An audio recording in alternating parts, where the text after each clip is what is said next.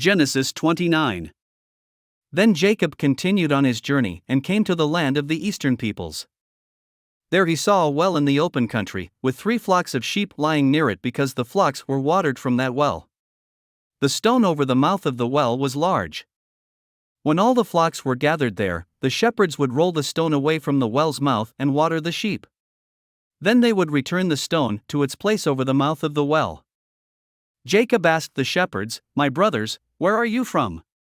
"We're from Haran," they replied. He said to them, "Do you know Laban, Nahor's grandson?" "Yes, we know him," they answered.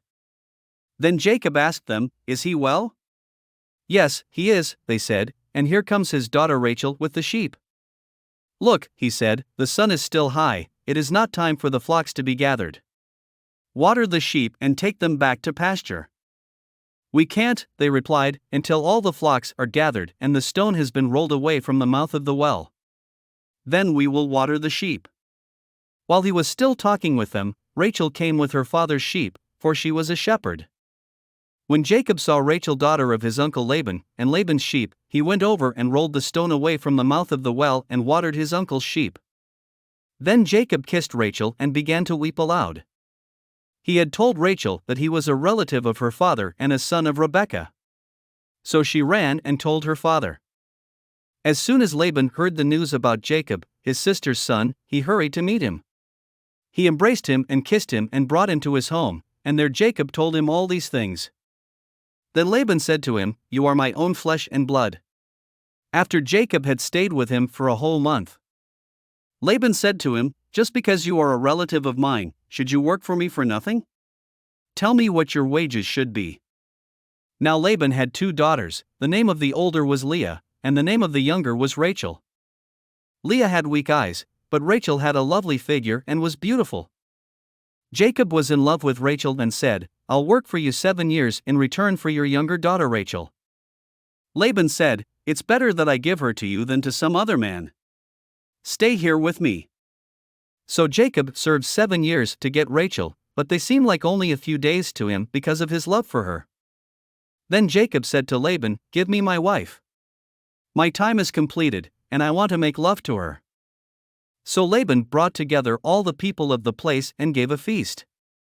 But when evening came, he took his daughter Leah and brought her to Jacob, and Jacob made love to her. And Laban gave his servant Zilpah to his daughter as her attendant. When morning came, there was Leah. So Jacob said to Laban, "What is this you have done to me? I served you for Rachel, didn't I? Why have you deceived me?" Laban replied, "It is not our custom here to give the younger daughter in marriage before the older one. Finish this daughter's bridal week, then we will give you the younger one also, in return for another 7 years of work." And Jacob did so. He finished the week with Leah, and then Laban gave him his daughter Rachel to be his wife. Laban gave his servant Bilhah to his daughter Rachel as her attendant. Jacob made love to Rachel also, and his love for Rachel was greater than his love for Leah. And he worked for Laban another 7 years. When the Lord saw that Leah was not loved, he enabled her to conceive, but Rachel remained childless. Leah became pregnant and gave birth to a son. She named him Reuben, for she said, "It is because the Lord has seen my misery. Surely my husband will love me now." She conceived again, and when she gave birth to a son she said, "Because the Lord heard that I am not loved, he gave me this one too." So she named him Simeon. Again she conceived, and when she gave birth to a son she said, "Now at last my husband will become attached to me, because I have borne him 3 sons." So he was named Levi. She conceived again, and when she gave birth to a son she said, "This time I will praise the Lord." So she named him Judah. Then she stopped having children. Thanks for listening to another chapter of the Bible. At My Faith Fuel, we believe a good coffee fuels your faith and energizes your day. Please visit myfaithfuel.com to explore our delicious coffee blends. Part of each purchase goes to training worshipers around the world. Thanks for listening.